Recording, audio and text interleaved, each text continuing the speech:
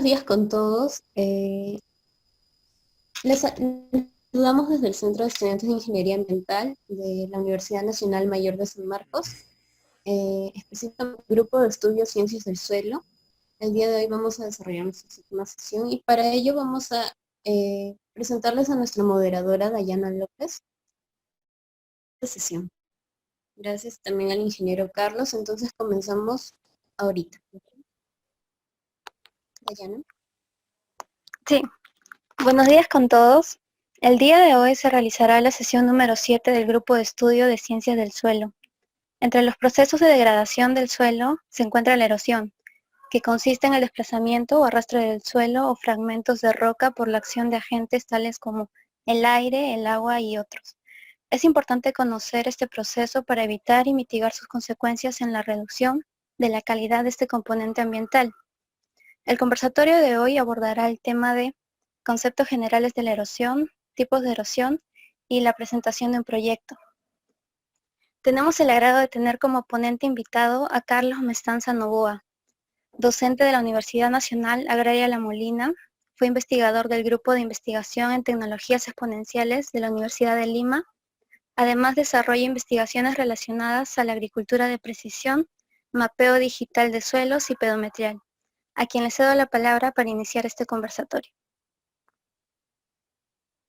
¿Qué tal? Buenos días con todos. Espero que me puedan escuchar bien el audio. Voy a compartir mi pantalla, a ver un momento. De acuerdo. Ya, se puede ver bien, ¿no? Estamos todos aquí. Sí. Sí. Ya. Bueno, a mí me ha tocado el tema de degradación física de suelos, pero antes de hablar sobre degradación física y específicamente de erosión, quiero un poco explicar ese tema, ¿no? Bueno, en verdad el tema debería ser degradación física de suelos y tierras, ¿no? Porque son dos conceptos que a veces, un poco por la terminología peruana, lo confundimos, ¿no? Mucha gente, por ejemplo, agarra una porción de suelo en la calle y dice, bueno, es tierra, ¿no?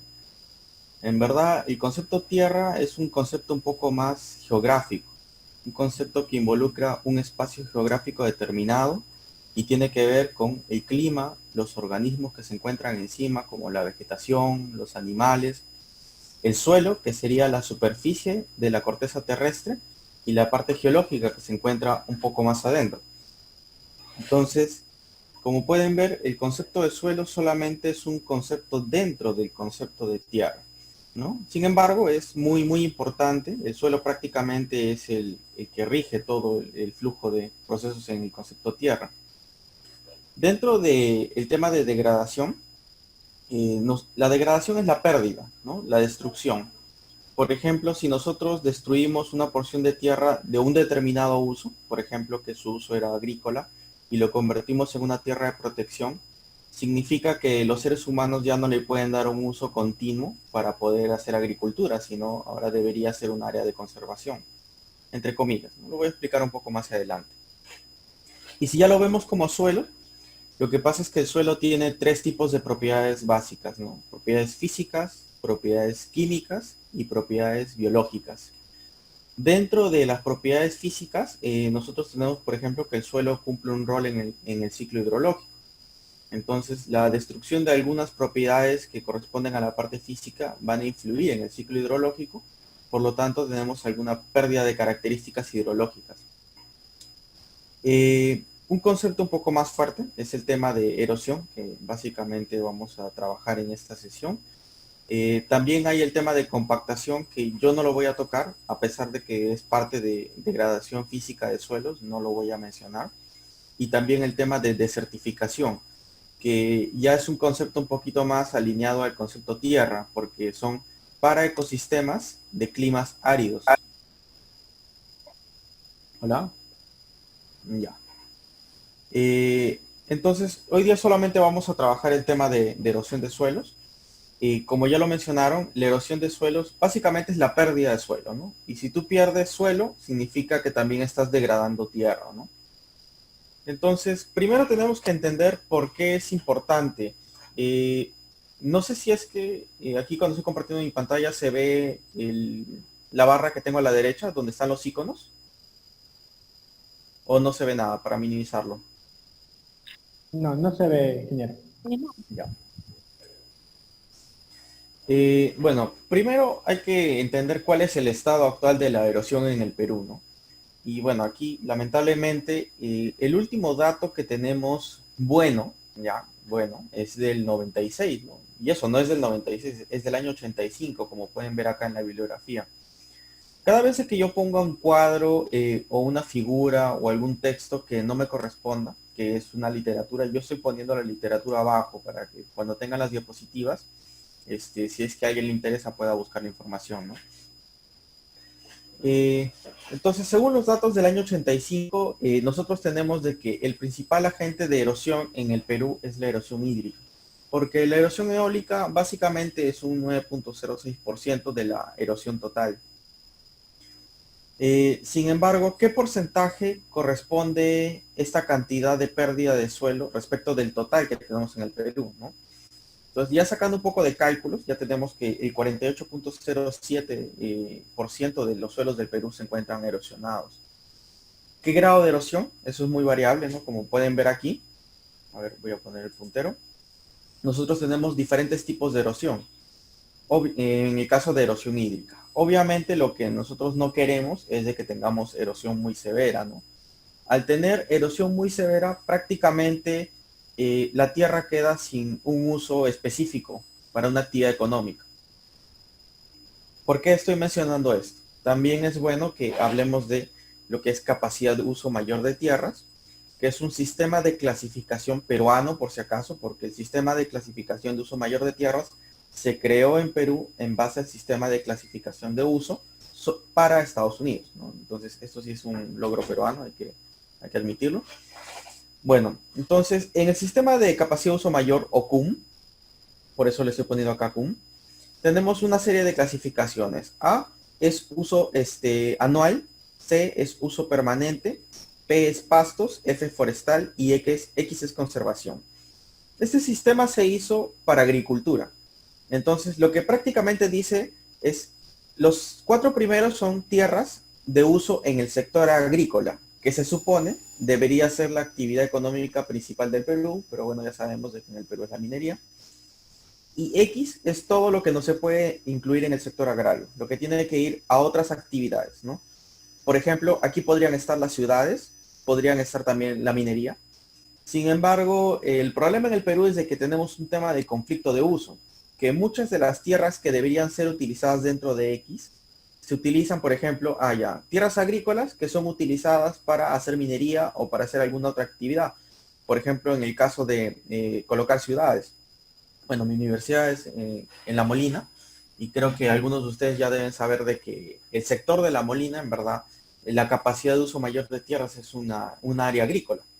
Sin embargo, ahí hay un conflicto de uso porque no se le está dando una utilidad agrícola. Obviamente, las repercusiones negativas de este mal uso no se dan en el mundo actual, ¿no? Se van a dar a futuro. ¿Por qué? Bueno, con el incremento de la demanda de alimentos, porque el crecimiento poblacional, claro, con el coronavirus ya no sabemos si va a ser crecimiento o va a disminuir. La idea sería que produzcamos más alimentos. Entonces las tierras agrícolas son muy importantes. Y como pueden ver aquí, solo un porcentaje pequeño de tierras que tiene el Perú son de capacidad agrícola. Entonces la idea sería intentar utilizar esto al máximo como agricultura, ¿no? Y intentar que también esta brecha de tierras de conservación se reduzca. ¿Por qué menciono esto? La mayoría de tierras de conservación que se encuentran aquí justo son por erosión. Uno de los temas a clasificar dentro de capacidad de uso mayor de tierras es ver si las tierras están erosionadas o no, si los suelos están erosionados. Entonces, si es que hay erosión muy severa, severa o moderada, entonces automáticamente ya están pasando a tierras de protección, ¿no? Entonces, puede ser que muchas tierras que deberían tener capacidad agrícola se encuentran en este punto y eso ya se constituye como un problema para el país a futuro.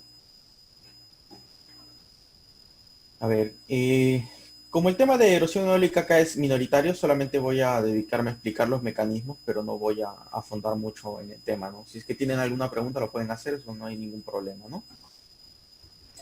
Bueno, ¿cómo ocurre la erosión hídrica? Es un mecanismo bastante sencillo, ¿no? Primero tiene que haber lluvia, ¿no? La lluvia es básicamente el motor de la erosión hídrica, ¿no?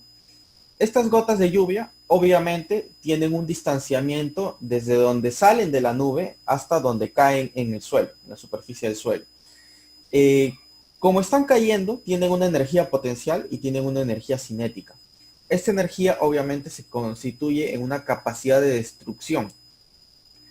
Al caer sobre el suelo, lo que ocasionan es un efecto splash, que es un poco raro de explicar, por eso lo he puesto aquí en una foto. Ven la gota de lluvia que prácticamente está destruyendo la superficie, tiene un efecto de contacto y se convierte en partículas pequeñas.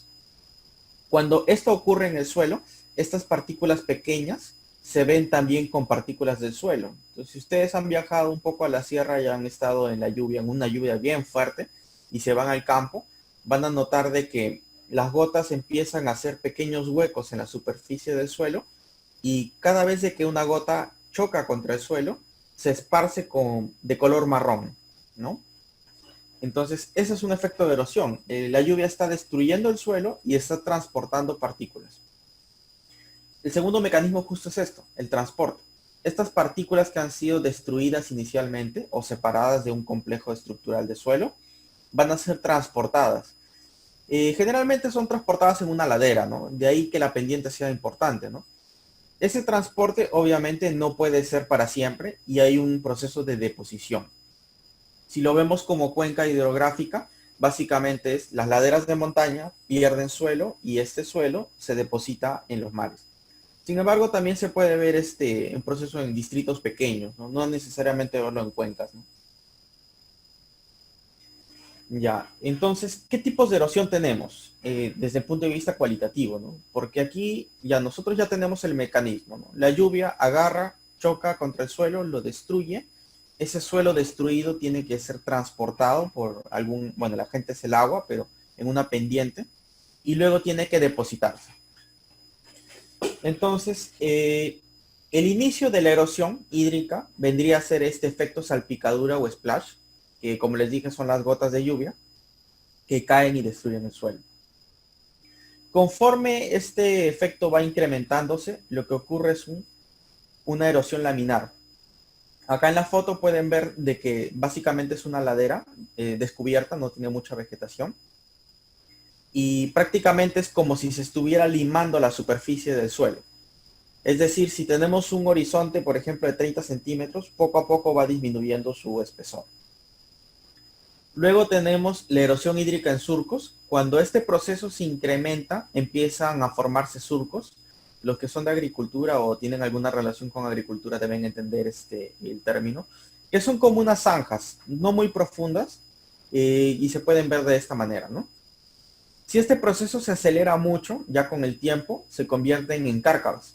Las cárcavas ya pueden ser surcos gigantescos de metros de profundidad y constituyen una geoforma que se llaman los badlands, que me parece que en Perú no tenemos badlands, no estoy muy seguro del dato.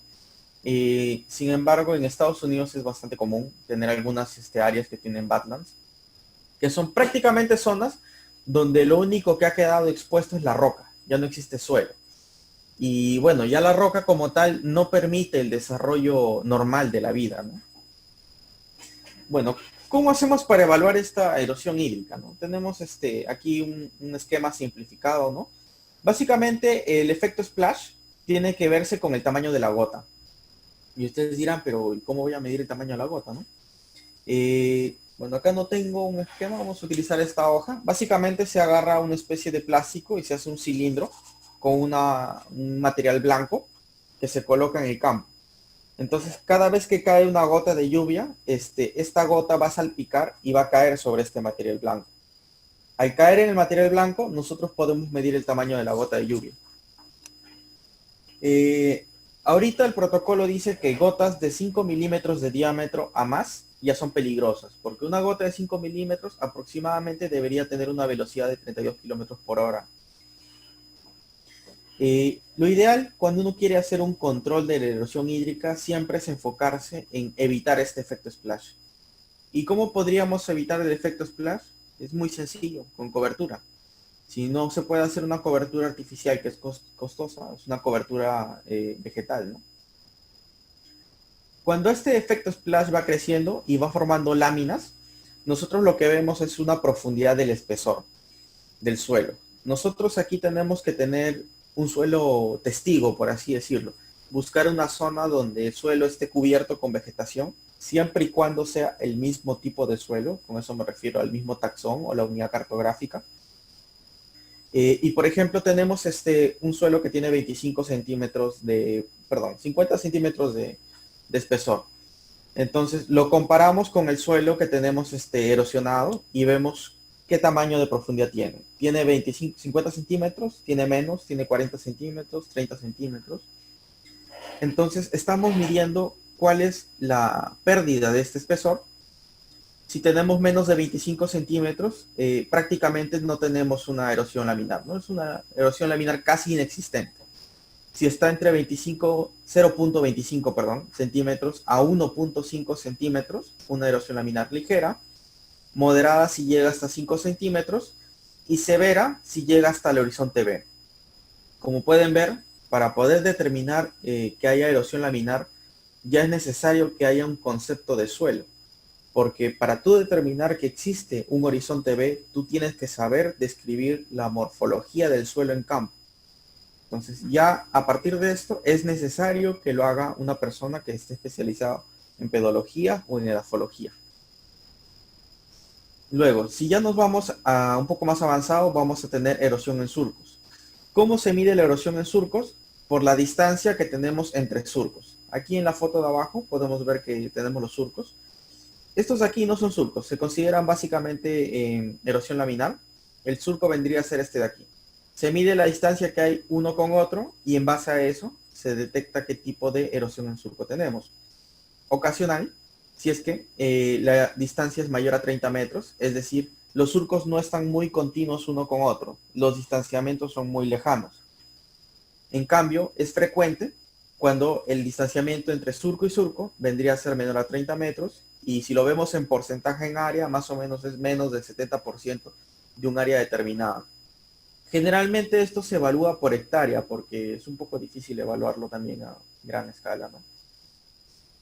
Ya si vemos el tema de cárcavas, es decir, los surcos ya están evolucionando a cárcavas, ya tenemos que ver la profundidad. Una cárcava pequeña es una profundidad de 1.5 metros. ¿Se imaginan? Es ya 1,5 metros de pérdida de suelo. Básicamente ya casi ni existe suelo. En zonas muy evolucionadas, por ejemplo, en las zonas de selva donde el suelo ya ha pasado por varios procesos y que también tienen zonas de pendiente, podemos encontrar ese tipo de cárcavas. En la sierra también encontramos bastante de esto, ¿no? Ya si tenemos cárcavas, por ejemplo, que tienen mayor de 30 metros de profundidad, prácticamente esto ya es un suelo que no se va a poder recuperar, ¿no? Quiero que se recuerde un poco que para formar un suelo básicamente son 100, 200 años para formar 1 centímetro, 2 centímetros de suelo en condiciones naturales, no condiciones artificiales o manejadas por el hombre. Entonces, perder 3 metros de suelo ya es bastante, ¿no? Ya es decir que, digamos, de que nuestras siguientes generaciones de acá, muchos años, recién puedan tener suelo nuevamente, ¿no? Si es que esto se controla, ¿no? Obviamente, acá tenemos que separar lo que es la erosión ocasionada por causas naturales, es decir, el mismo ecosistema permite que la erosión se dé así, y la erosión porque el ser humano ocasiona esta erosión. ¿Cómo así? Por ejemplo, los procesos donde hay sobrepastoreo. Cuando hay sobrepastoreo, lo que hace el ganado es destruir la vegetación. Al destruir la vegetación, está dejando el suelo desnudo, por lo tanto, inicia el efecto splash. Si inicia el efecto splash, significa que poco a poco va a ocasionar erosión laminar, erosión en surcos y erosión en cárcavas. Lo mismo en el caso de selva. Roza, tumba y quema. La gente, por ejemplo, agarra y deforesta una zona que está muy empinada, es decir, que tiene una pendiente bastante pronunciada. Significa que está dejando otra vez el suelo desnudo y permite que ocurra splash, láminas, surcos y cárcavas. En cambio, hay sistemas naturales, ¿no? Por ejemplo, en las zonas áridas es un poco difícil que encontremos vegetación. Lo que tenemos más es un proceso de costra biológica.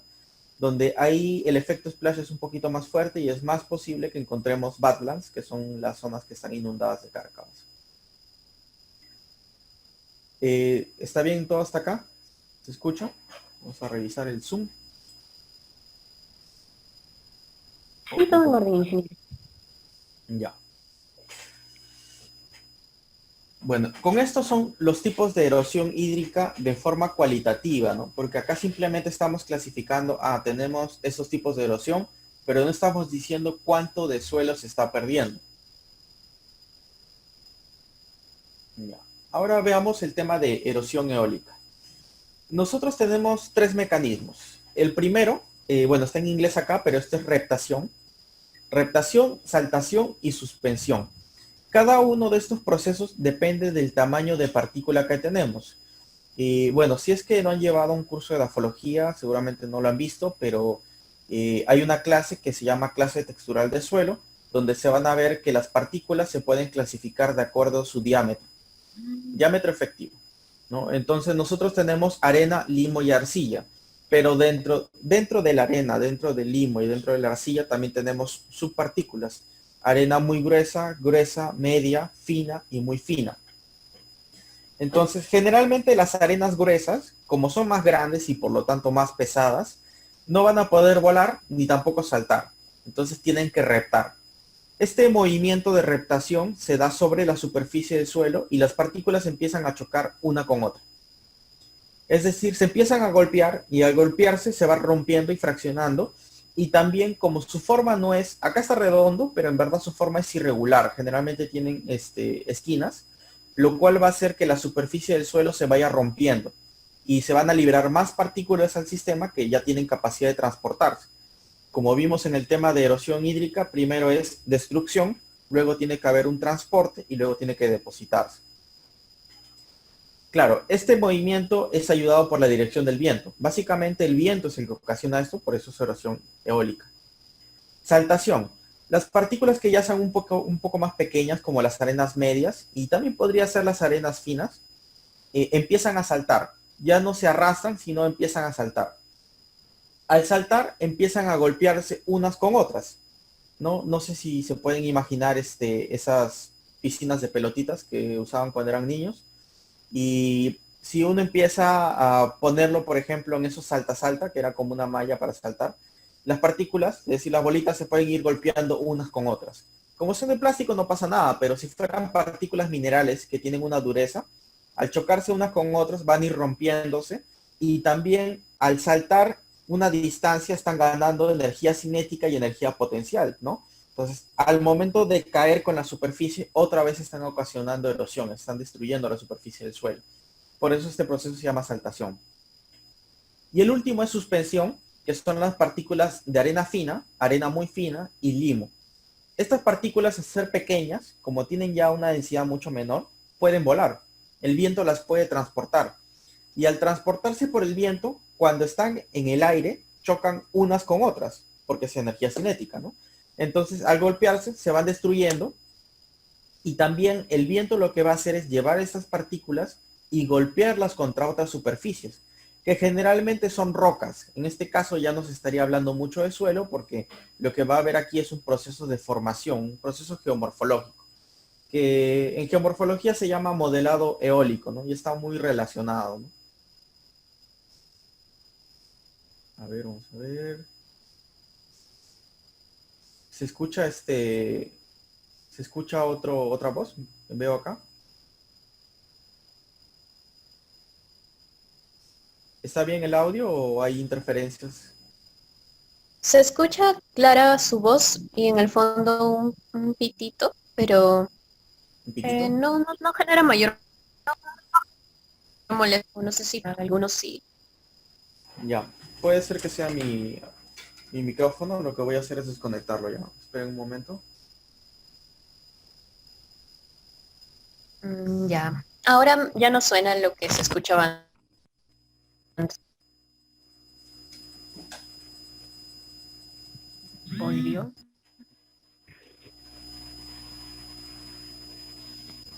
Mm, Es al acercarse a la computadora, creo. ¿Está bien ahora el sonido? Bueno, bueno, aún continúa. No, ya, bueno, continuamos entonces. Ya después se soluciona. Bueno, ya vimos lo que son los mecanismos que ocasionan la erosión eólica, pero ahora tenemos que ver los tipos de erosión eólica. Aquí tenemos dos y también hay un tercero que lo voy a mencionar, pero no le he puesto en las diapositivas. El primero es abrasión, es decir, las partículas que se están transportando por reptación, por saltación o por suspensión, lo que hacen es pulir rocas. Es decir, la superficie la pueden pulir o alguna roca que se encuentre expuesta la van a pulir.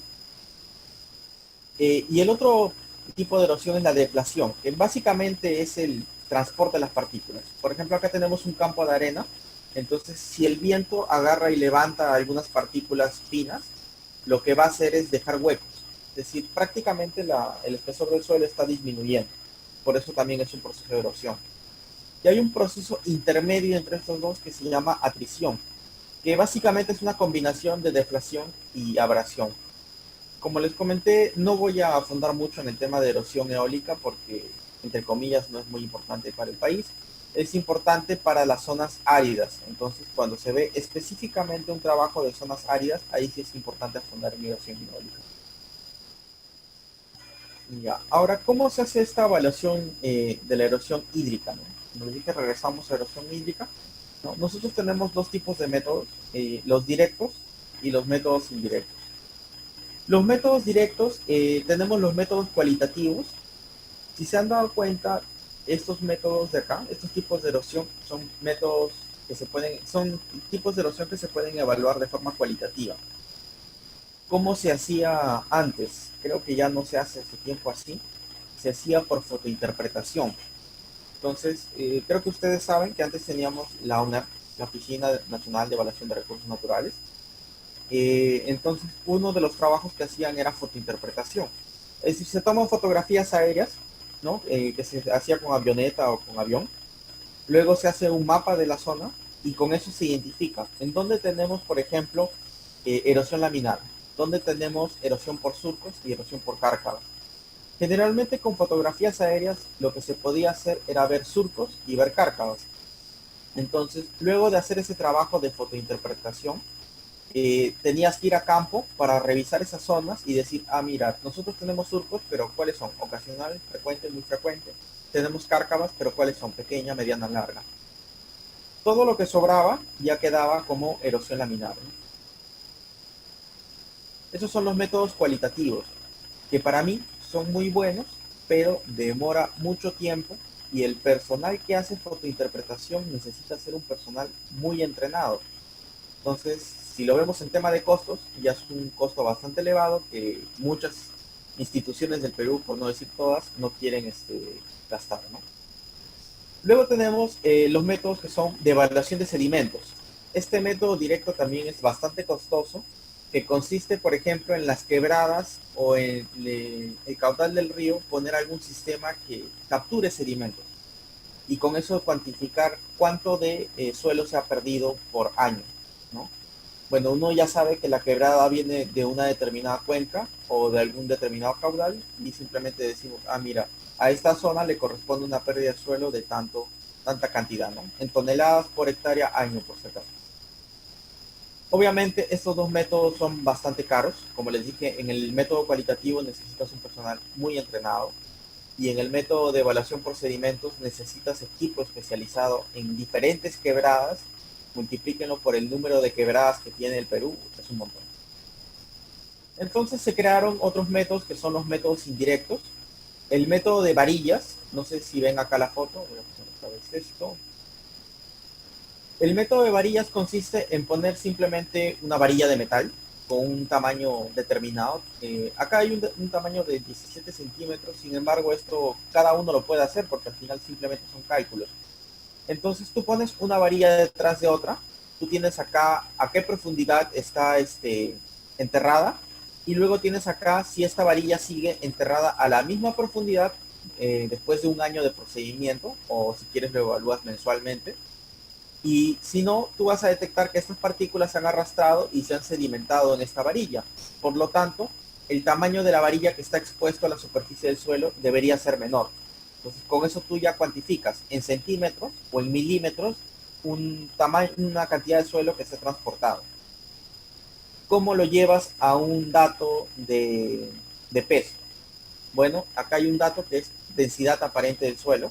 Tú necesitas la densidad aparente para convertir un proceso de profundidad, que lo puedes llevar a volumen, en peso.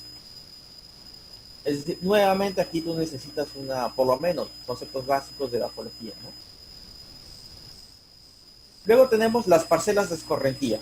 Este método se podría decir que es el mejor para los métodos indirectos, sin embargo también es costoso.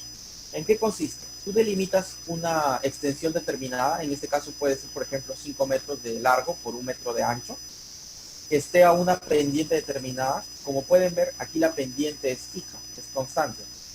Luego en esta zona, aunque no parezca, esto de acá es por si acaso un sistema de parcela de escorrentía muy artesanal. Ya. Vas a colocar un envase en donde tú vas a ver cuántas partículas se han transportado en esta pendiente. Entonces tú ya extrapolas datos, ¿no? Tú tienes a determinada área, yo he perdido tanto de suelo. Entonces, a 1 hectárea o a 1 kilómetro cuadrado, ¿cuánto de suelo debería perder? Ya. Este método es muy importante porque a partir de este método de parcelas de escorrentía salió un tercer método indirecto que no lo he puesto acá, pero lo voy a explicar, que son los modelos de erosión. Supongo que es lo que en el mundo actual a la mayor parte de los jóvenes les interesa porque es todo computadora, ¿no? Bueno, los modelos de erosión, que esto sí voy a intentar tocar un poco más profundo el tema. Nosotros tenemos 3 tipos de modelos: modelos empíricos, modelos conceptuales y modelos físicos. Modelos empíricos que se basan simplemente en la lógica. Es decir, por ejemplo, nosotros decimos, nosotros sabemos de que la lluvia primero tiene que destruir el suelo, ¿no? Entonces ya sabemos de que la lluvia tiene que ser un factor de la erosión. Pero como las gotas de lluvia chocan con el suelo tiene que ejercer una resistencia a esa destrucción. Entonces el suelo también es otro factor de erosión. Luego hemos visto de que luego de hacer el efecto splash tiene que transportarse. Y el transporte ha sido a lo largo de una pendiente. Entonces la pendiente tiene que ser otro factor. Así sucesivamente hasta tener una serie de factores que nosotros decidamos de que es parte de la erosión, ¿no? O que contribuyen a la erosión. Por eso son métodos empíricos. Tenemos métodos conceptuales que básicamente son tener un modelo hidrológico, un modelo de erosión y un modelo de transporte de sedimentos. Aquí me falta un modelo de sedimentación. Es decir, tenemos que tener un modelo de la cantidad de lluvia, un modelo de cuánto se erosiona, un modelo de cuánto de esa erosión se transporta a lo largo de un área y cuánto se deposita en una zona determinada.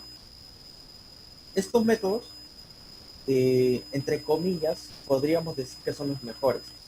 El problema está que son muy complicados de trabajar y ya no solamente necesitas un concepto de cómo trabajar erosión, sino también tienes que saber bastante matemática, modelamiento, programación.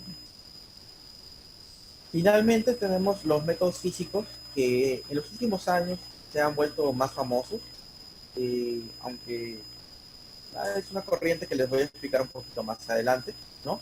Tenemos Eurosemi Web.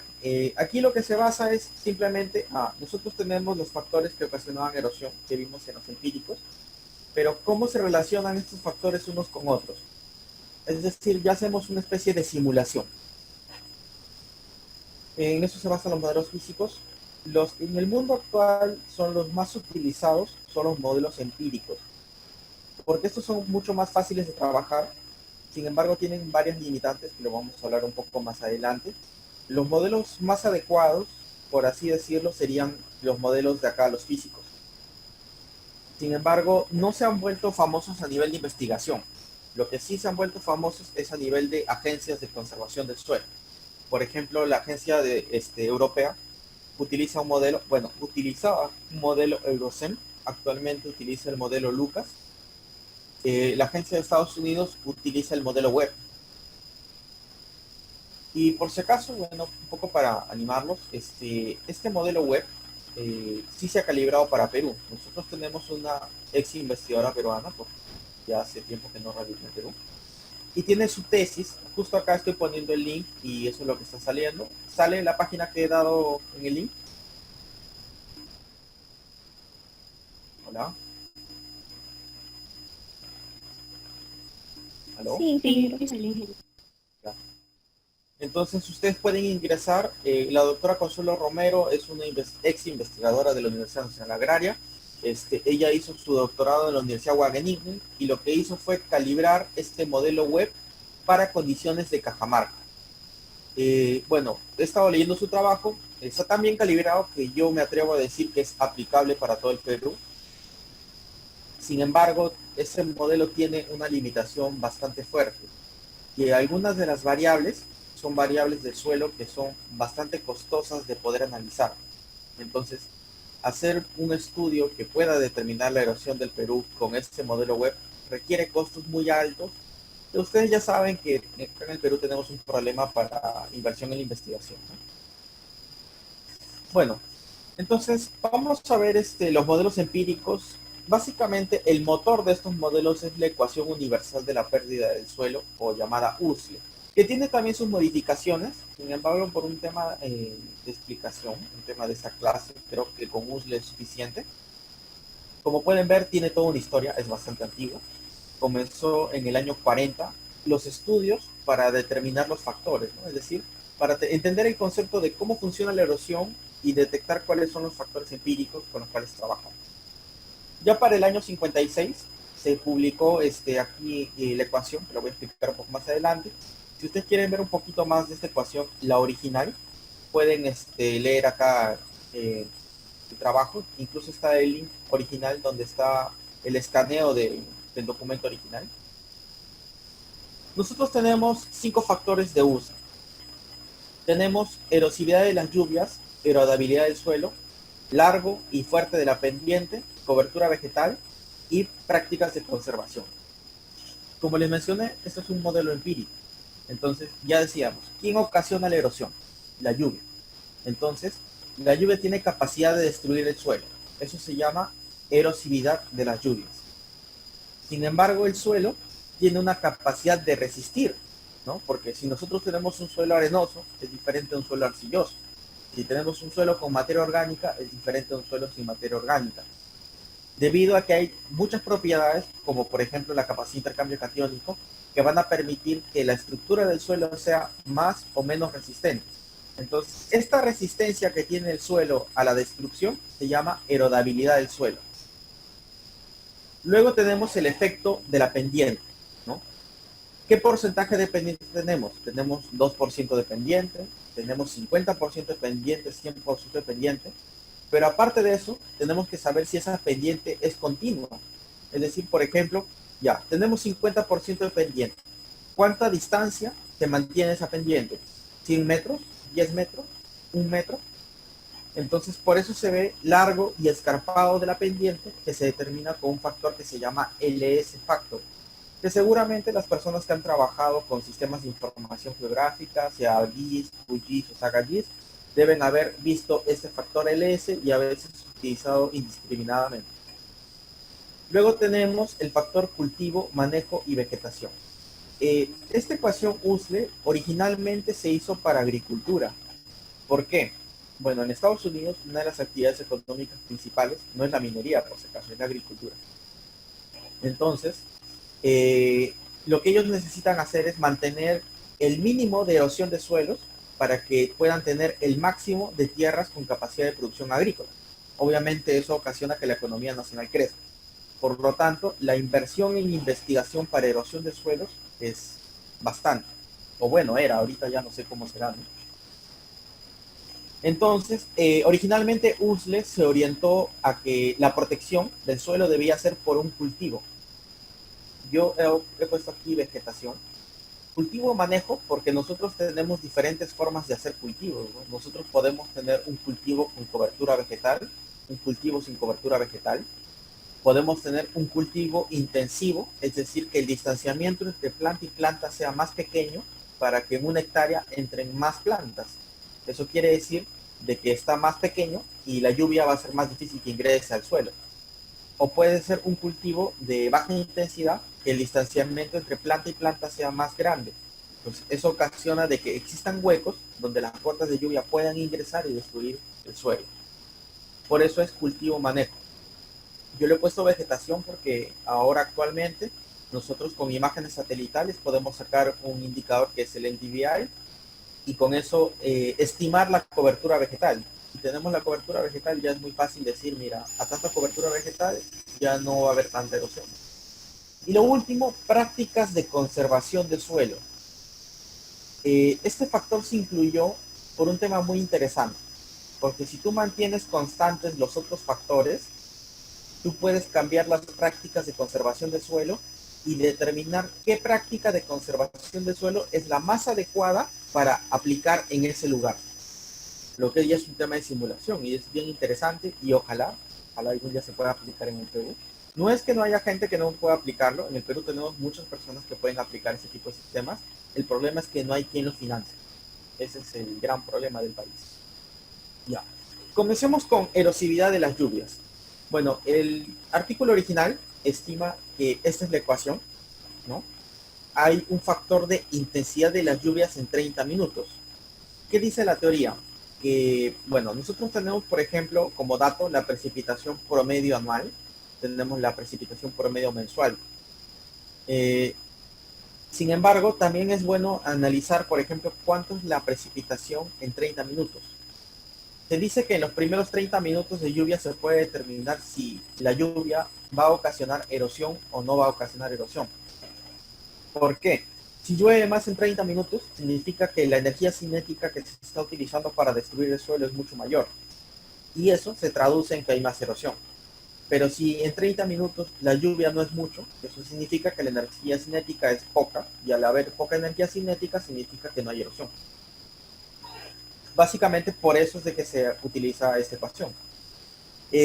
Por si acaso, en el año 97 hay un profesor de Urellani, que he visto que todavía da conferencias, que él hizo una calibración de esta ecuación para Perú. Entonces sí es aplicable, sí podemos utilizar. Y acá me olvidé mencionar un tema, disculpen, voy a regresar. Estos métodos empíricos, como USLE, tienen una desventaja, que hay que hacer una calibración previa. Es decir, no es de que podamos agarrar los datos de Estados Unidos y aplicar directamente en el ArcGIS o en el QGIS y aplicar modelos, ¿no? Sino que in situ, esto ya sería por cuenta hidrográfica, habría que hacer una calibración de las ecuaciones. En este caso, felizmente, como ya les mencioné, Doroyani ya hizo la calibración para Perú de esto que es la erosividad de las lluvias. Sin embargo, acá tienen una serie de datos, porque yo sé que algunos en sus trabajos de la universidad o en algún trabajo específico que tienen quisieran trabajar esto. Entonces pueden revisar la literatura y utilizar algunas de estas ecuaciones, ¿no? Yo más adelante he hecho un ejemplo que he aplicado esta ecuación, ¿no? ¿Por qué? Observen de que algunas de las ecuaciones requieren la precipitación media anual o la precipitación media mensual, que son datos que sí tenemos para Perú. Pero este dato de la intensidad de las lluvias en 30 minutos es muy extraño que lo tengamos. Esto se debe hacer con un hidrógrafo. Y lamentablemente, por lo menos en el pasado, la cantidad de hidrógrafos que teníamos era muy pequeña. Ahora con las estaciones automáticas ya no hay problema, porque las estaciones te registran datos cada 30 minutos. Si tú quieres y compras una estación muy buena, puedes calibrarlo para que te registre cada minuto. Entonces ya haces tu curva, ¿no? Sacas tu gráfico, le sacas la integral y ya sacas cuánto sería en cómo se llama en 30 minutos, ¿no? Entonces ya no es una limitante, ¿no? Solamente que depende de cada uno, ¿no? Bueno, como les dije, en las condiciones generales de Perú que tenemos, lo más adecuado sería utilizar estas de acá. Por el tema de que nuestros datos a nivel de Cenami, por lo menos los que le entregan al usuario, los que puedes acceder desde una página web, son precipitación mensual o precipitación anual. Ya. Erodabilidad del suelo. Como ya les mencioné, la erodabilidad es la resistencia que ejerce el suelo de la destrucción. Entonces, ¿de qué depende esto? Va a depender en gran parte de las partículas. En verdad, debería ser de la estructura del suelo, pero es un poco más difícil hacer una evaluación cuantitativa de la estructura del suelo. Porque como pueden ver en esta ecuación, ¿ya? Yo tengo acá que necesitamos la clase de estructura. Es decir, la estructura cualitativa medida en campo. Nuevamente, lo que les decía, acá se necesita que un especialista o que alguien que tenga conocimientos básicos de la geología pueda determinar qué tipo de estructura tenemos en campo. ¿Ya? Luego necesitamos los datos. Miren, este factor textural depende de el limo, la arcilla y la arena. ¿Ya? Esto es de arena muy fina, es decir, no necesitas el contenido de arena total. Tienes que hacer un análisis extra para sacar las fracciones de arena y determinar cuál es la cantidad exacta de arena muy fina. Esta ecuación solo funciona con arena muy fina. Y también necesitas la materia orgánica del suelo. Es decir, si tú tienes más arcilla, la arcilla va a ocasionar que dos partículas se puedan pegar una con otra. Si tienes más materia orgánica, la materia orgánica también va a ser como si se pegara. Y esto va a ocasionar que el suelo resista la destrucción. En cambio, si tú tienes muchas partículas de arena o limo, que son partículas que no tienen carga eléctrica, estas se van a separar muy fácilmente. Si cae una gota de lluvia, las partículas se separan y pueden transportarse. Se traduce como que hay más erosión. Hay un dato más que necesitamos, la permeabilidad. Esto también se puede trabajar con infiltración, por si acaso. Lo que pasa es de que en 30 minutos ya cae agua a la superficie del suelo. Pero hay dos opciones. Esta agua puede quedarse en la superficie del suelo y se va a encharcar. Si se acumula mucha agua, el agua tiene que escurrir, es decir, va a haber escorrentía y va a transportar partículas hacia otras partes. Entonces hay erosión. Sin embargo, si el suelo tiene una buena capacidad de infiltración y también tiene una buena permeabilidad, significa de que el agua va a poder entrar en el suelo y va a poder transportarse a través del perfil del suelo, evitando de que se encharque y evitando de que se erosione. Es decir, no se evita la destrucción, lo que se evita es el transporte de las partículas. Por eso, estos factores son los que constituyen la erodabilidad del suelo. Luego tenemos la longitud y fuerza de la pendiente. Ya, este tema ya ha sido bastante trabajado. Existen, de lo que yo he visto, por lo menos 10 ecuaciones para calcular la longitud y fuerza de la pendiente, ¿no? Por ejemplo, acá yo he puesto una foto. Yo utilizo un programa que se llama SagaGIS, que en QGIS también pueden encontrar un módulo que te anexa con Saga. Sin embargo, a mí me gusta trabajarlo directo. Y en el sector de hidrología ustedes van a encontrar el factor LS, y al ingresar te da varias ecuaciones, ¿no? En este caso, por ejemplo, yo les he puesto una ecuación cuadrática para poder determinar la LS factor, pero también hay ecuaciones de otros polinomios, ¿no? Por ejemplo, polinomio grado 3, polinomio grado 4. Las diferencias en verdad no son muchas. Luego tenemos la cobertura vegetal. ¿Cómo sería lo adecuado para medir este factor? Sería, bueno, hacer un experimento en campo, tener un suelo que tenga cobertura vegetal y un suelo sin cobertura, sacas la razón y ya tienes el factor, ¿no? Es decir, prácticamente es un dato que va de 0 a 1. Si el suelo está desnudo, tiene que ser un factor de 1 porque se va a perder todo, ¿no? Sin embargo, si nosotros tenemos algún tipo de vegetación como la que tenemos aquí, vamos a tener un coeficiente mucho más pequeño, lo que significa que va a reducir la erosión. Aquí voy a regresar un poco a la ecuación para explicarles una cosa. Fíjense que aquí la erosividad de las lluvias se podría traducir como la erosión potencial. Es decir, ¿cuál es el máximo de erosión que se puede dar? Este factor de erodabilidad prácticamente va a salir un dato entre 0 y 1, ¿no? Entonces, es como decir, ¿qué porcentaje de la erosión total el suelo va a evitar que se destruya, ¿no? Va reduciéndose el dato. Factor LS, sí es un dato que va a incrementar el valor total. Cobertura y prácticas de manejo también son coeficientes. Es decir, otra vez se va a decir cuánto se reduce la erosión total por efecto de la cobertura o por efecto de la práctica de manejo. Ya, vamos acá. Ya, entonces, como podemos ver, por ejemplo, miren, aquí un bosque, prácticamente un bosque, ustedes saben de que la gota de lluvia choca con las hojas que se encuentran en el dosel del bosque, muy en la parte superior, ¿no? Entonces, lo que va a ocasionar es de que la energía cinética que tenía esa gota de lluvia se perdió. El impacto ya no fue contra el suelo, sino fue contra la vegetación. Luego esta gota va a caer desde la superficie del árbol hasta el suelo, pero ya la energía cinética no va a ser la misma, porque ya disminuyó considerablemente. Y como el bosque tiene también un mantillo, ¿no? Tiene una hoja rasca en la superficie, entonces ya no va a chocar directamente contra el suelo, por eso es de que se reduce bastante la erosión con la cobertura de bosque.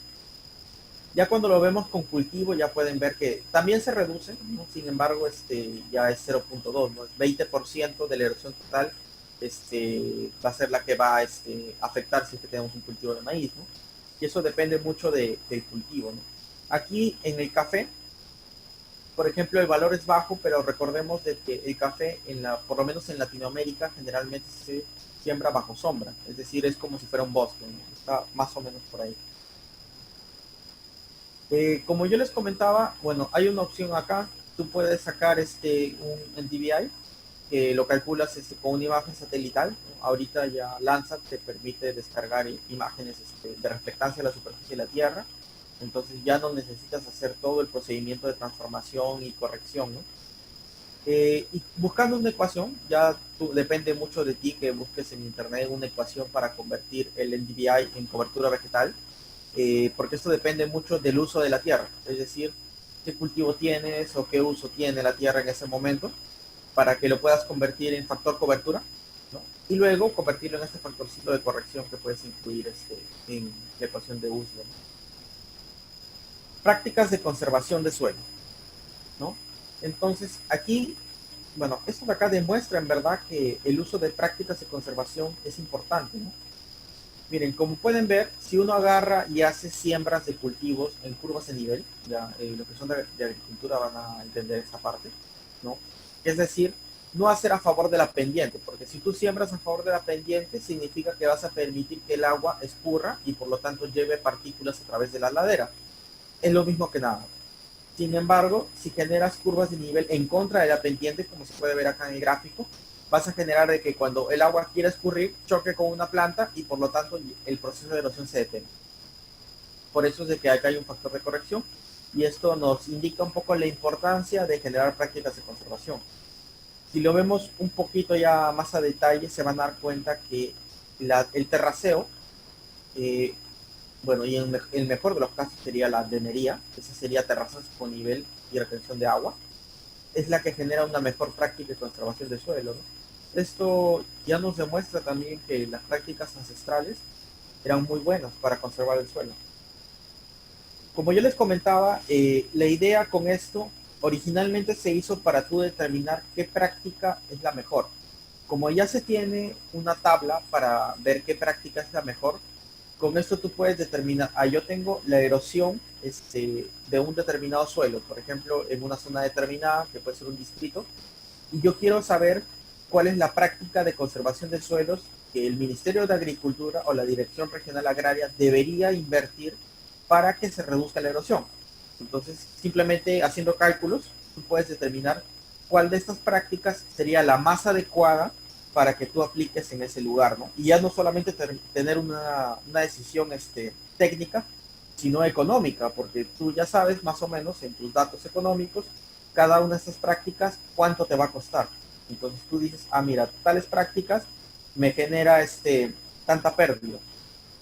Incluso ya si tú quieres verlo ya mucho más profundo, tú puedes aplicar un método de comparación estadístico para determinar si la erosión de cada una de esas prácticas es igual o diferente a otras, ¿no? Entonces ya depende mucho de uno, ¿no? Y también el nivel que maneje para esos cálculos. Esta tabla está reducida por si acaso, yo les estoy dejando acá la bibliografía si tú quieres verla completa y algún día aplicarla, ¿no? Pero acá la pregunta que viene es, si yo no tengo ninguna práctica de conservación, ¿qué valor del factor P debo utilizar? A ver si alguien se atreve a responderme. No puedo ver el chat acá. No, no puedo ver el chat. Bueno, la respuesta sería un valor de 1. Porque si tú colocas un factor P de 1, eso significaría de que es como si no pasara nada, como si no hubiera ninguna práctica de conservación, ¿no? O las prácticas de conservación no tienen ni efecto positivo ni efecto negativo en la erosión del suelo. Ya. Ahora la parte más complicada, ¿no? Es decir, hablar con la realidad. ¿Cuáles son las limitaciones de este método USLE? Que hasta aquí tú dices, uy, qué bonito, parece perfecto, ¿no? Porque voy a calcular la erosión, y también puedo comparar, ¿no? Qué tipo de vegetación debo utilizar para proteger mi suelo. También puedo tomar decisiones de qué práctica de conservación voy a utilizar, ¿no? Entonces, perfecto el método. Y eso ha hecho de que en verdad este método USLE y sus derivados sean el método más utilizado en el mundo y haya muchas investigaciones científicas sobre este método. Ya. El problema es de que este factor K, el factor de erodabilidad, debe ser medido en una pendiente uniforme del 9%. ¿Qué es lo que pasa? Yo les mencioné aquí que las parcelas de escorrentía se diseñaron originalmente para poder crear USLE. Entonces, este método, es decir, el factor erodabilidad, se medía aquí en las parcelas de escorrentía. ¿Cuánto suelo se pierde en determinadas condiciones estables? Y las condiciones que se debían utilizar era 9% de pendiente. Entonces, si lo traducimos a la realidad, significa que a más de 9% de pendiente no se debería utilizar USLE. ¿Ya? Sin embargo, ya han habido investigaciones que han demostrado que esto no es tan cierto, ¿no? Incluso ya existe una solución que es RUSLE, ¿no? RUSLE es una modificación de USLE, perdón, y lo que hace es considerar de que puedes utilizar pendientes hasta 30-40% de pendiente, ¿no? Otra limitante, ya. Este método no está diseñado para cuencas. Uy, acá dice cuencas, ahorita lo corrijo un rato, ¿no? Para cuencas. ¿Por qué? Lamentablemente, si se dan cuenta, USLE solamente está considerando pérdidas de suelo. Y nosotros hemos hablado que en erosión nosotros tenemos destrucción, transporte y depósito. Porque en la parte baja de la cuenca se va a depositar material. Entonces ahí ya no se está perdiendo material, se está ganando material. Entonces, USLE no considera este aspecto. Por lo tanto, se hizo otra modificación que utiliza MUSLE. MUSLE sí considera depósito. Ya. Esa es para la primera limitación. La segunda limitación, que aquí no se considera erosión por impacto, lavado y arrastre. Es decir, los surcos y las cárcavas no están considerados. USLE solamente se hizo para poder hacer mediciones cuantitativas de erosión por salpicadura y erosión laminar. Pero si tú quieres hacer erosión en surcos y erosión en cárcavas, la única forma de hacerlo es hacer fotointerpretación, detectar dónde hay surcos y cárcavas y hacer mediciones de campo. Ya. Y acá hay una tercera limitación que originalmente era una limitación, ahora ya no estoy tan seguro, que es, y existe información sobre los factores que determinan un USLE. Por si acaso, yo les estoy dejando acá, vamos a ver si puedo entrar. Sí, yo les estoy dejando aquí una bibliografía extra que justo yo tengo una colega que está trabajando, bueno, está estudiando en Brasil y están viendo ese tema de USLE y me envió un trabajo que han estado revisando, ¿no? Que son sobre las limitaciones y un poco los desafíos de USLE, ¿no? Está bien interesante, ¿no? Si ustedes quieren más información y quieren ver un poco sobre modelos, la pueden ingresar aquí. Incluso acá tienen los modelos que existen actualmente y también la bibliografía. No sé si alguien quiere trabajar con eso, no hay problema.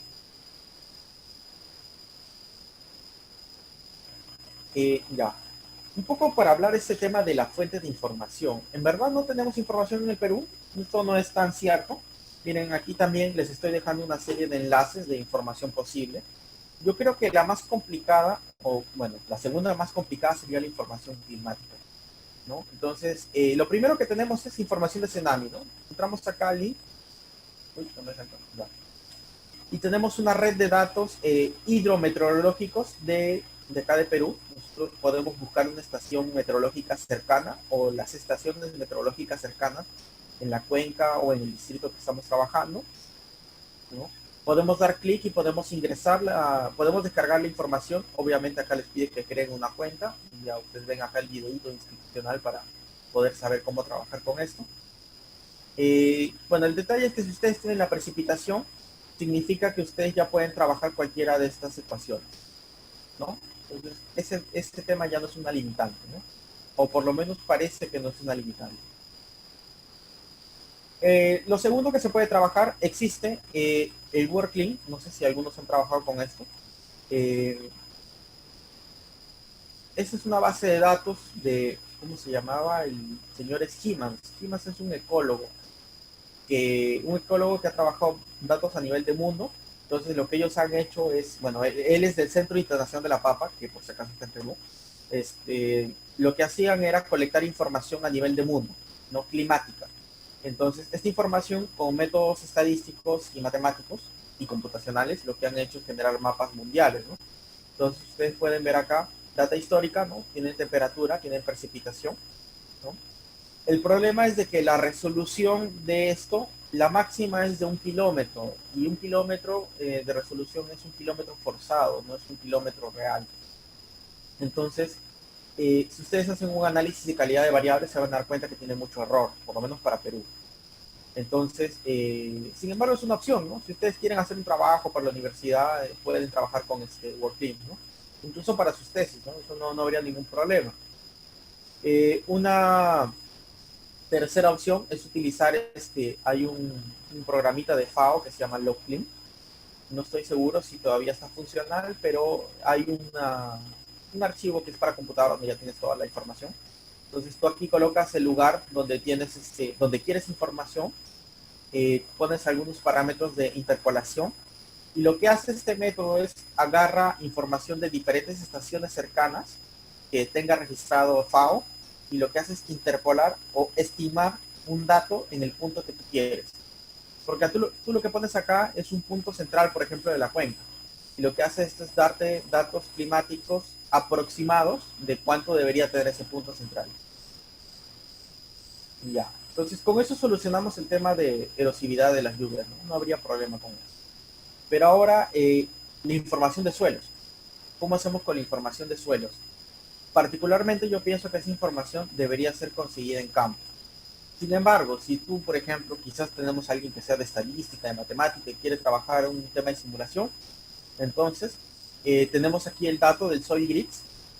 Ya, Soil Grids es una iniciativa del IRRI, que es el Centro Mundial de Información del Recurso Suelo, donde mediante técnicas de mapeo digital de suelos, que por si acaso la siguiente semana es posible que dé un taller de mapeo digital de suelos, bueno, un curso introductorio de mapeo digital de suelos.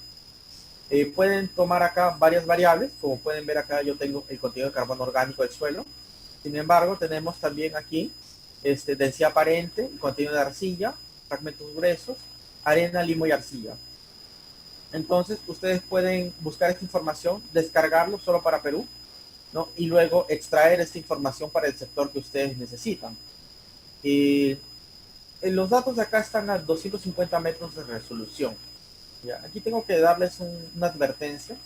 A pesar de que los modelos numéricamente y en los artículos salen que son muy buenos, lamentablemente Perú es uno de los países que ha aportado con menos información, porque este tipo de modelos se hace con información mundial.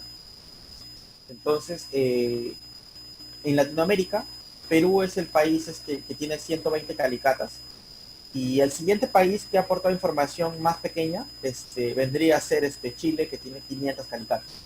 Entonces, para nuestro país, aportar solamente 120 calicatas, la información no debería ser muy buena. A pesar de eso, los modelos deberían poder interpolar bien, pero bueno, mi profesor, el profesor Nazario de la Universidad Agraria, él ha intentado hacer comprobaciones de campo y sí ha encontrado de que hay mucho error con la realidad, ¿no? Aunque esto también podría ser por el tema del nivel de detalle, ¿no? Pero es una advertencia que les doy por si acaso. Bueno, entonces hasta acá ya tenemos información climática, que sería erosividad, pedológica, que sería erodabilidad, y ahora nos falta el factor LS, la cobertura vegetal, y las prácticas de conservación vamos a asumir que es 1, porque no es muy común ver que en la realidad, en la vida real, la gente haga prácticas de conservación de suelos. Entonces, aquí tenemos el USGS, yo les mencioné de que pueden descargar un modelo digital de elevaciones, ¿no? Para el sector que ustedes quieren. Perdón, les mencioné sobre las imágenes Landsat, ¿no? Tenemos acá las imágenes Landsat nivel 2, level 8. Con esto ustedes podrían generar datos de cobertura vegetal para poder tener el factor C. Y si ustedes necesitan ver, por ejemplo, información de pendiente y longitud de la pendiente, eso se hace muy sencillo con un modelo digital de elevaciones que debemos tener acá en NASA. Vamos a ver, SRTM.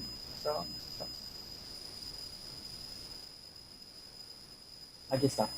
Tienen información del sensor SRTM, ¿no? Que es del USGS. Entonces ya con esto podrían tener también data topográfica que les ayudaría con todos los factores de uso, ¿no? Yo creo que si lo vemos así, fuente de información no falta. Lo que habría que hacer, si es que por A o B alguien quiera hacerlo a nivel de país, sería que hay que ver también un tema de calidad de la información. ¿Cuánta incertidumbre nos va a dar estas variables? Porque, como les estoy diciendo, cada una tiene su pro y su contra. Me parece que el Cenami ha hecho un intento de hacer un mapa de erosión en el año 2017. Lo estuve revisando hace unos días, pero hay todavía varias inconsistencias que para mí todavía no están muy claras, ¿no? Entonces, bueno, ahora yo les voy a dar un ejemplo que estuve trabajando hace tiempo en un distrito de Heroínas Toledo, ya fue en el año 2015 creo, pero de todas maneras es válido, ¿no? Entonces acá me equivoqué, este no es el lugar, esta foto no es del lugar, aquí me equivoqué, pero el modelo me parece que sí es el mismo. Ya. Lo primero que hice fue descargar un modelo digital de elevaciones, ¿no? Entonces yo ya tengo un modelo de altitud, ¿no?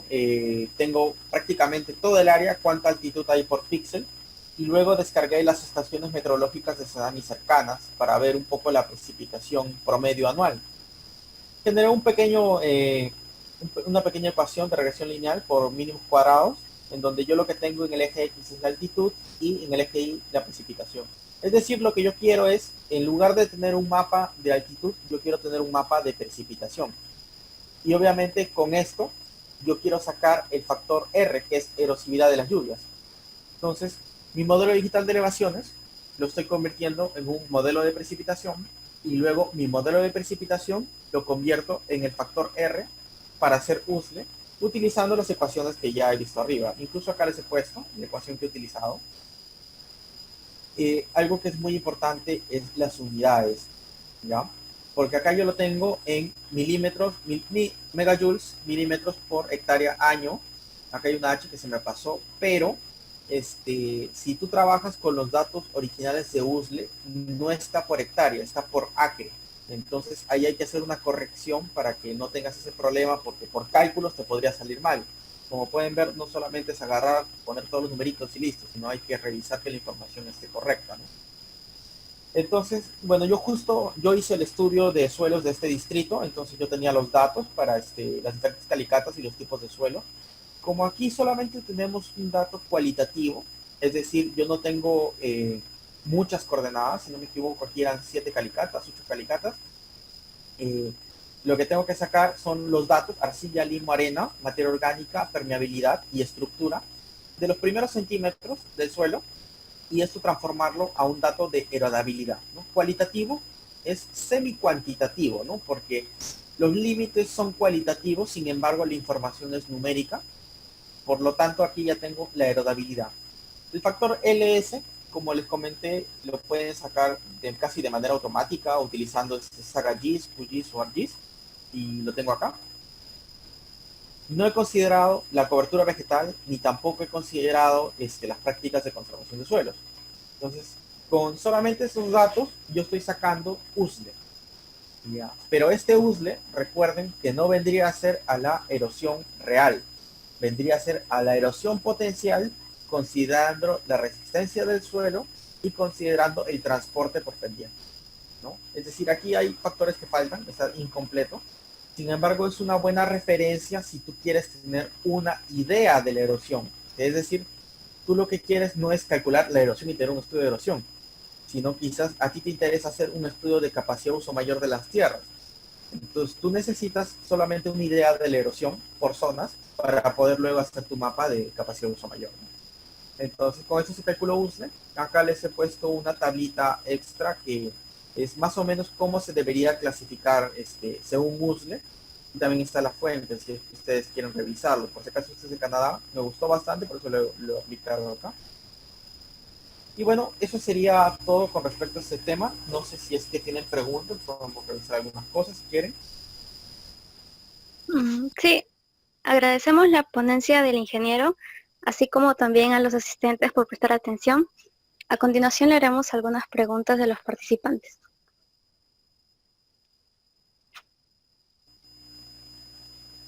Ingeniero, ¿qué tal? Buenas tardes. Bueno, sí, buenas tardes ya. Aquí hay una pregunta. Déjame subir el volumen, no te escucho bien. Ya. Sí. A ver, ¿ahora sí me escucha? Sí.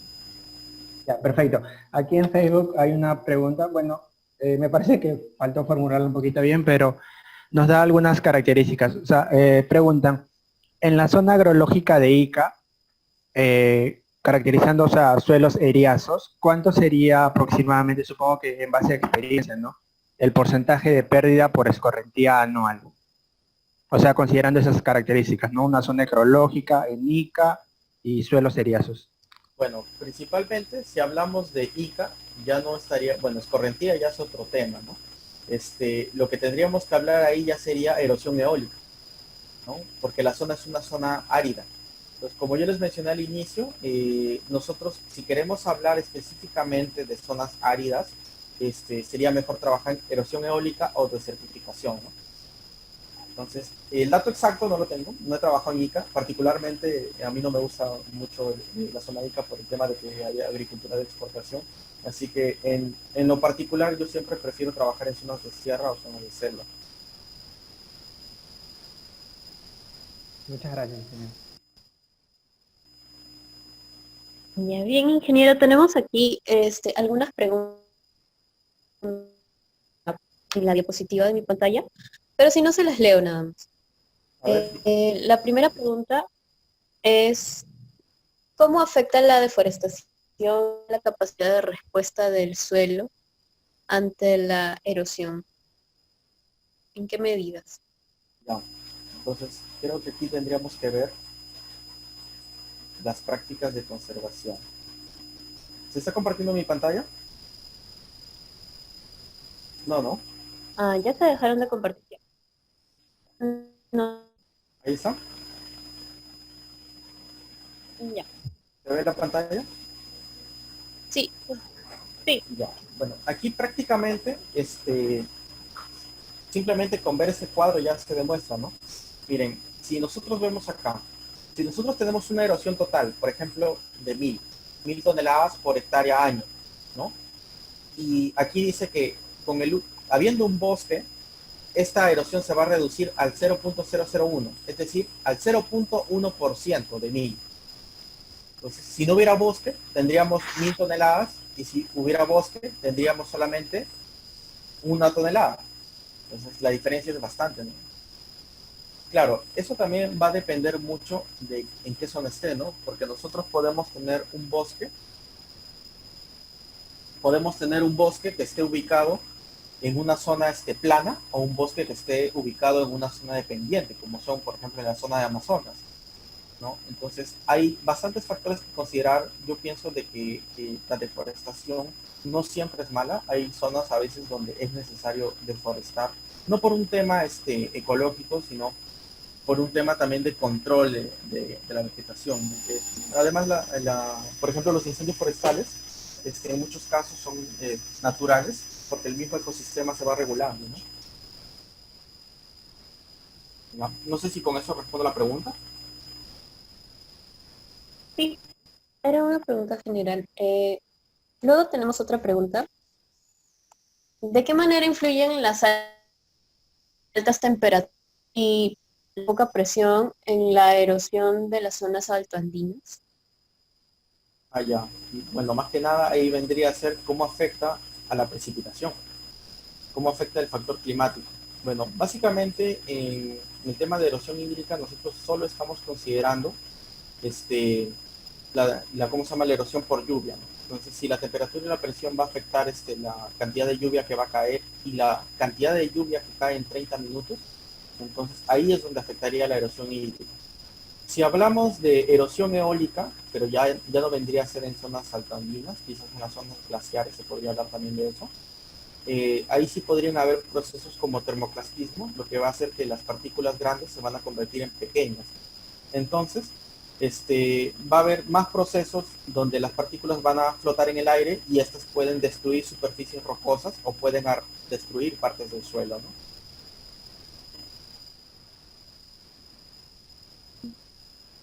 De acuerdo.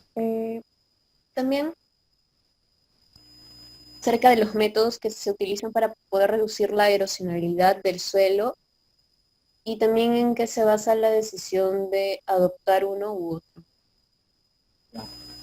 Bueno, siendo sinceros, se basa en una decisión económica, ¿no? ¿Cuál es la ventaja de uso? Como ustedes pueden ver, el principal costo vendría a ser los muestreos de suelo y los análisis de suelo, ¿no? Porque la precipitación la estamos sacando de tsunami, factor LS, cobertura, lo estamos sacando también de imágenes satelitales, ¿no? En cambio, si nosotros, por ejemplo, hacemos una evaluación de sedimentos, nosotros ya tenemos un tema de comprar equipos. Hay que comprar equipos que se deben instalar en las quebradas. ¿Ya? Y aparte de eso, el periodo de medición va a tener que ser por lo menos de un año. Entonces, la mezcla de los instrumentos más el tiempo ya es una inversión económica fuerte, ¿no? El método de varillas también es bastante barato, ¿no? Porque, bueno, eso lo pueden comprar varillas de hierro, ¿no? De determinado tamaño, o varas grandes y cortarlas en trozos activos y colocarlas en campo, ¿no? Más que nada aquí vendría a ser el costo de tiempo, ¿no? Porque eso hay que instalarlo, igual que en el método de sedimentación hay que evaluar por lo menos un año, ¿no? No sé si con esto respondo la pregunta, ¿no? Yo creo también que ese es el motivo por el cual la ecuación universal de la pérdida del suelo ha sido bien estudiada, porque dentro de los métodos que existen para cuantificar la erosión es un método muy barato. Entonces, en muchas partes del mundo se ha trabajado bastante este método.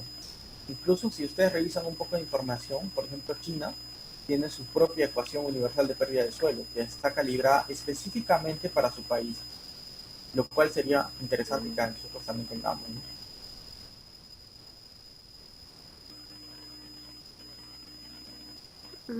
Bien, ingeniero, gracias.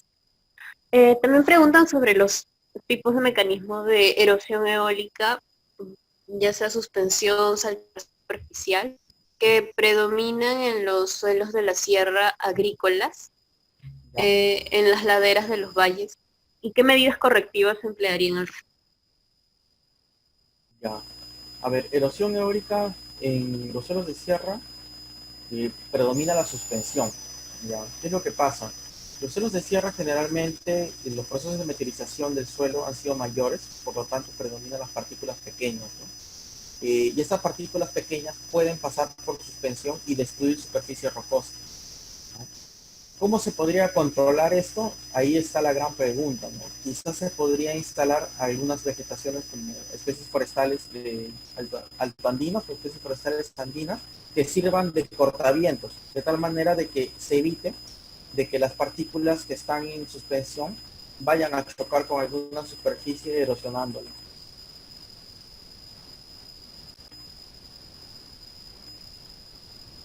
Ya, de acuerdo, ingeniero. Tenemos algunas preguntas de los participantes en la plataforma Zoom.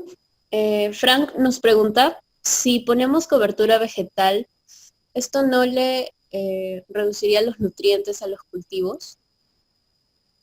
Ya, eso también. Hay un tema de competencia.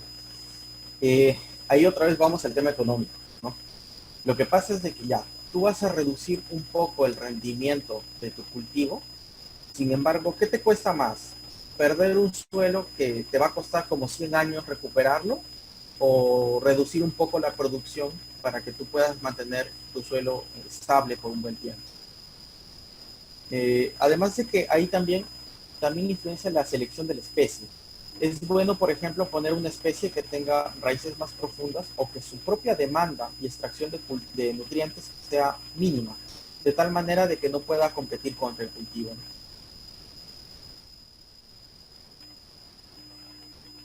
Dependería del especie.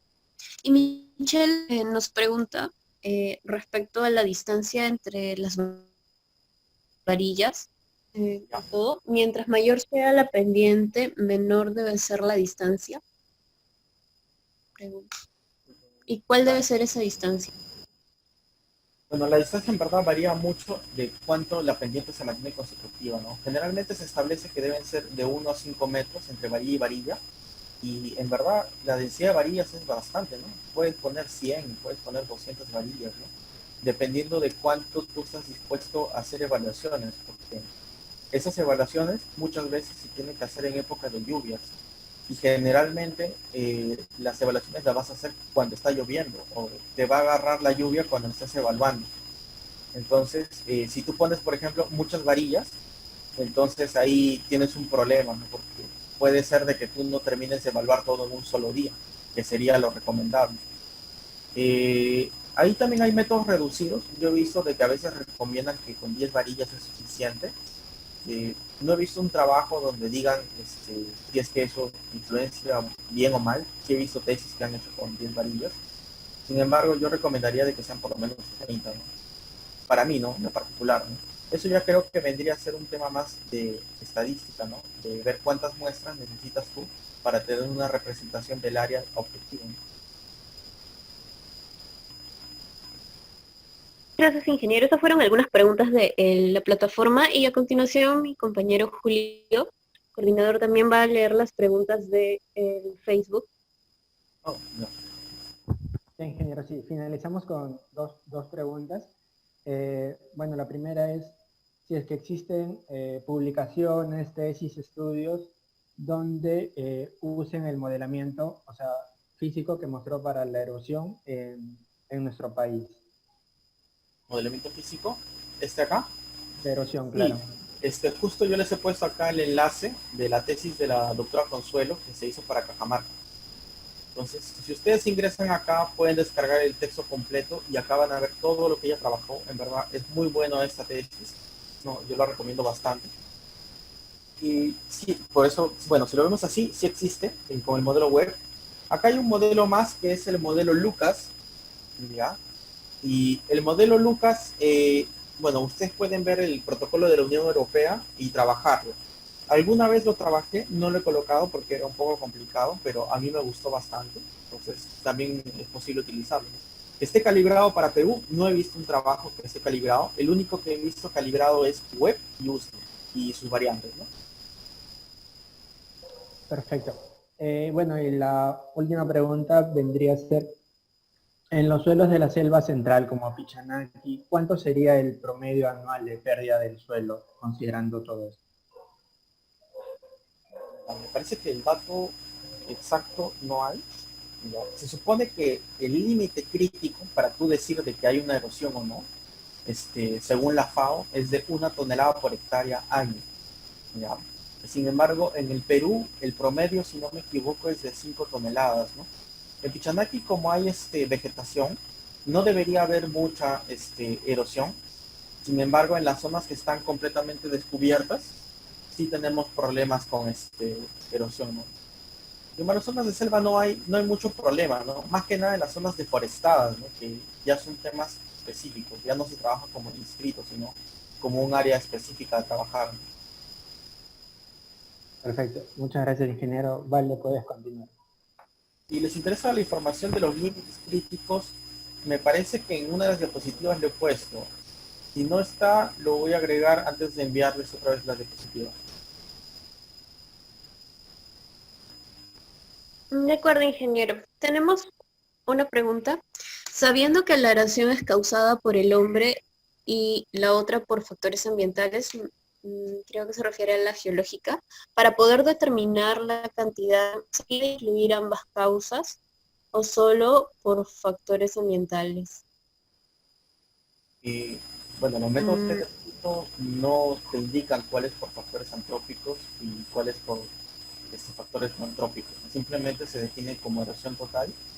Y bueno, ya si uno quiere, eso ya podría ser un estudio un poco más sociológico de los mapas que se tiene de erosión, intentar separar cuál ha sido por factores antrópicos, por ejemplo, deforestación, sobrepastoreo, y cuáles han sido en zonas donde no ha habido intervención del hombre, ¿no? Yo creo que en el Perú la mayor parte de la erosión en verdad son factores naturales, porque nuestra topografía y nuestras condiciones ecológicas no ayudan mucho, por así decirlo, a que la erosión sea baja, ¿no? Claro, ello no quiere decir de que hay que seguir erosionando, ¿no? Yo sí creo de que deberíamos tener un buen programa de conservación de suelos. Ahorita, en la actualidad, el mejor programa de conservación de suelos lo tiene Estados Unidos. Y en un año, lo máximo que han logrado disminuir la erosión ha sido en 30%. Entonces, ¿cuánto hacemos en Perú para disminuir la erosión? Ese dato no se tiene, ¿no? Y bueno, supongo que tampoco conviene no tenerlo, porque a nosotros sí, como público nos conviene tenerlo, pero a las instituciones del Estado posiblemente no nos convenga.